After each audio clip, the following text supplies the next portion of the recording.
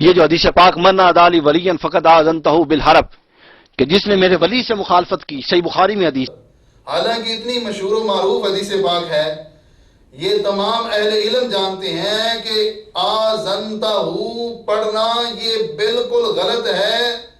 کہ اس میں بندہ جو ہے وہ متکلم کے صیغے کو مخاطب کے صیغے کے ساتھ تعبیر کر رہا ہے. حدیث کے اندر اتنی تعریف کی جا رہی ہے، اور جو نبی علیہ السلام کا فرمان ہے کہ جو میرے اوپر جھوٹ بولے گا وہ بندہ اپنا ٹھکانہ جہنم میں بنائے گا. تو جو بندہ اتنا بڑا الزام لگا کر آذنتہ پڑھ رہا ہے تو گویا کہ وہ اپنا ٹھکانہ جہنم میں بنا رہا ہے. جس بندے کو عبارت پڑھنی نہیں آتی، حدیث پاک کے لفظ پڑھنے نہیں آتے، وہ الزام دوسروں کو دیتا ہے کہ ان کی علمی قابلیت یہ ہے، وہ فتنہ پرور ہے، اور اپنے وہ بڑا جو ہے اس کو ظاہر کر رہا ہے اور اپنی قابلیت لوگوں کو دکھانا چاہتا ہے. یہ ان کی قابلیت ہے. ذرا خود سنیں ان کے اس کلپ کو اور بار بار سنیں اور پھر اندازہ.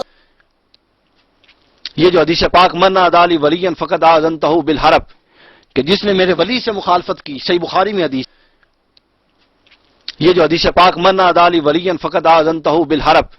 کہ جس نے میرے ولی سے مخالفت کی، صحیح بخاری میں حدیث. یہ جو حدیث پاک من عدالی ولی فقد آذنتہ بالحرب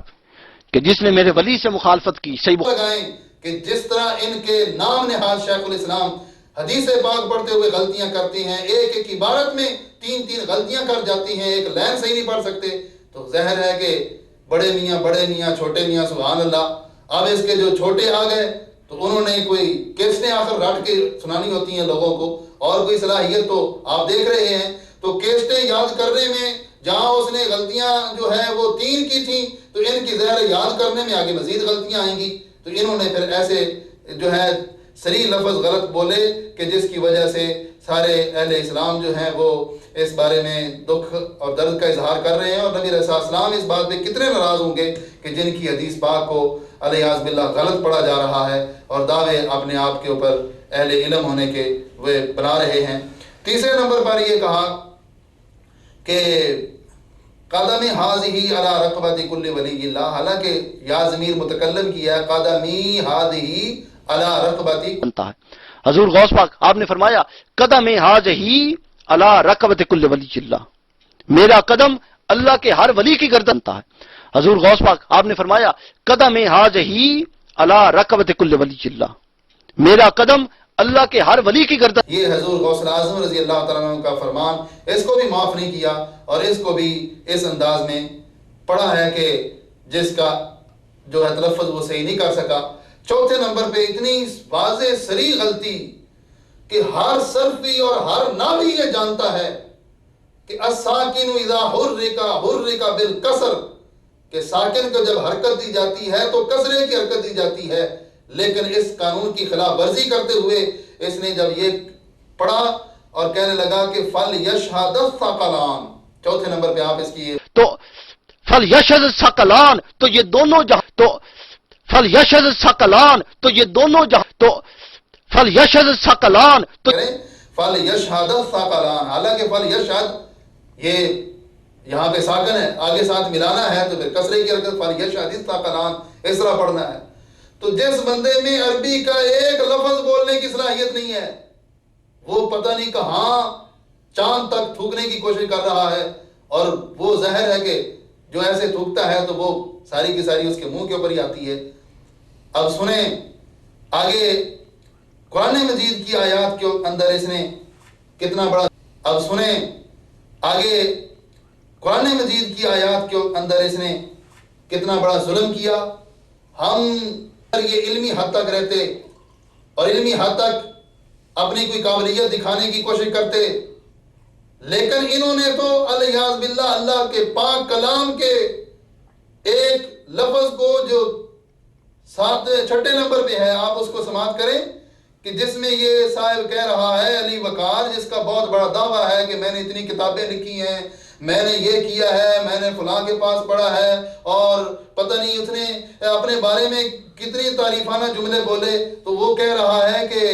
آیت پڑھتے ہوئے لا تقربوا الزنا، لا تقرب، بتاتے ہیں لا تقربوا الزنا، یہ دلیل انہوں نے لی کہ اللہ نے فرمایا زنا کے قریب نہ جاؤ. بتاتے ہیں لا تقربوا الزنا، یہ دلیل انہوں نے لی کہ اللہ نے فرمایا زنا کی اگر یہ علمی حد تک رہتے اور علمی حد تک اپنی کوئی قابلیت دکھانے کی کوشش کرتے،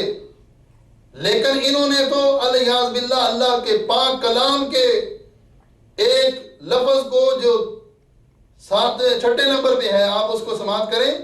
کہ جس میں یہ صاحب کہہ رہا ہے علی وقار، جس کا بہت بڑا دعویٰ ہے کہ میں نے اتنی کتابیں لکھی ہیں، میں نے یہ کیا ہے، میں نے فلاں کے پاس پڑھا ہے، اور پتہ نہیں اس نے اپنے بارے میں کتنی تعریفانہ جملے بولے، تو وہ کہہ رہا ہے کہ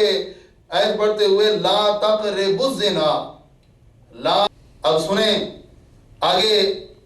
قرآن مجید کی آیات کے اندر اس نے کتنا بڑا ظلم کیا۔ ہم یہ علمی حد تک رہتے اور علمی حد تک اپنی کوئی قابلیت دکھانے کی کوشش کرتے، لیکن انہوں نے تو الیاذ باللہ اللہ کے پاک کلام کے ایک لفظ کو جو چھٹے نمبر پہ ہے، آپ اس کو سماعت کریں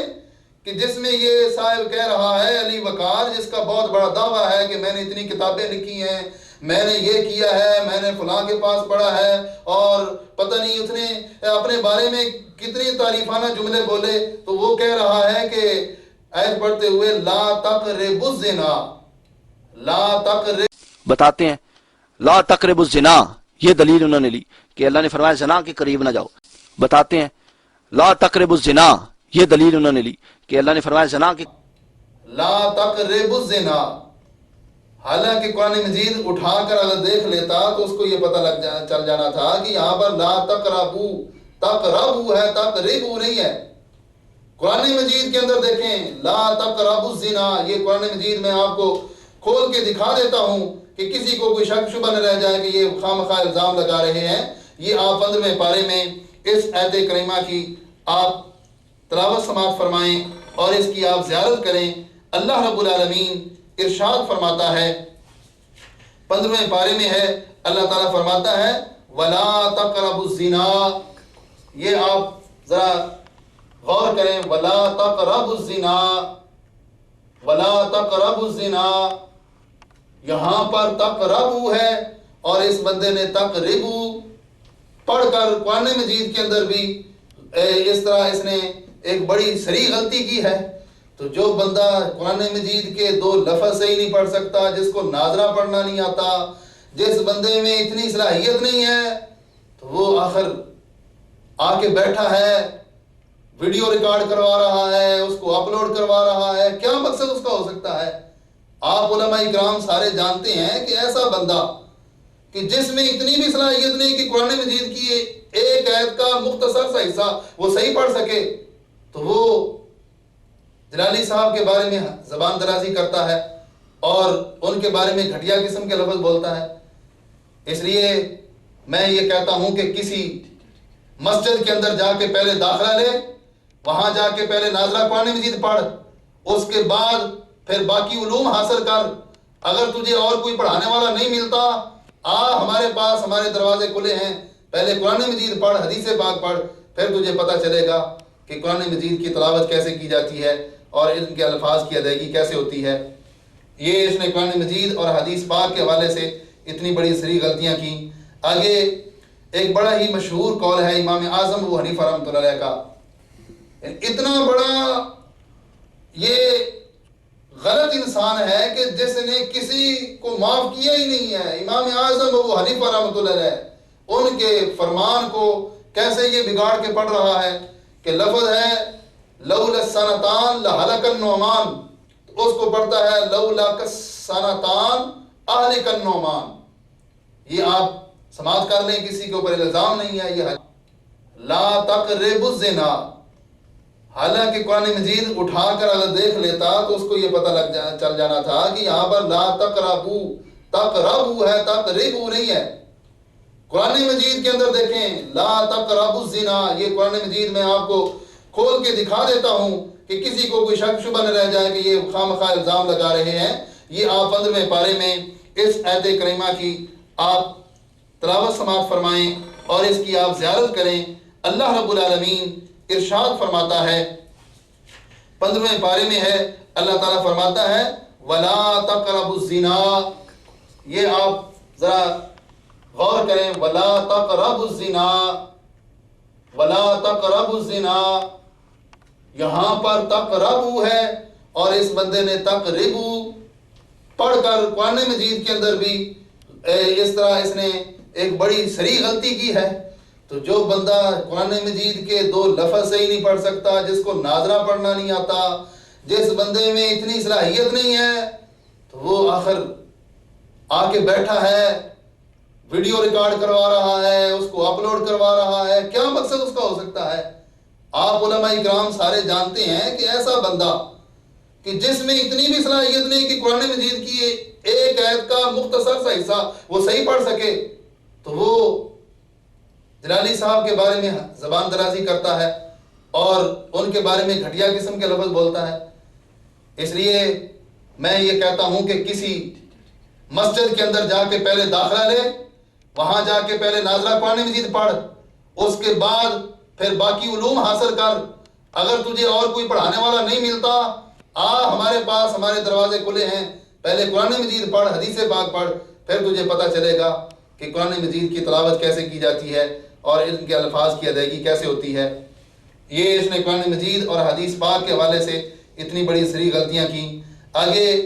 ایک بڑا ہی مشہور قول ہے امام اعظم ابو حنیفہ رحمۃ اللہ علیہ کا، اتنا بڑا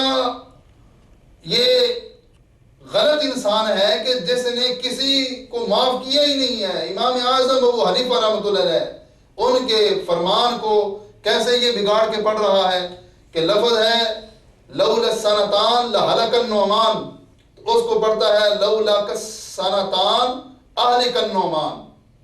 یہ آپ سماعت کر لیں، کسی کے اوپر الزام نہیں ہے، یہ حقیقت ہے۔ امام اعظم کا تو قول ہے لو لک السنتان، امام اعظم کا تو قول ہے لو لک السنتان اہلک النعمان، اگر وہ 2 سال نہ ہوتے جو امام ابو حنیفہ نے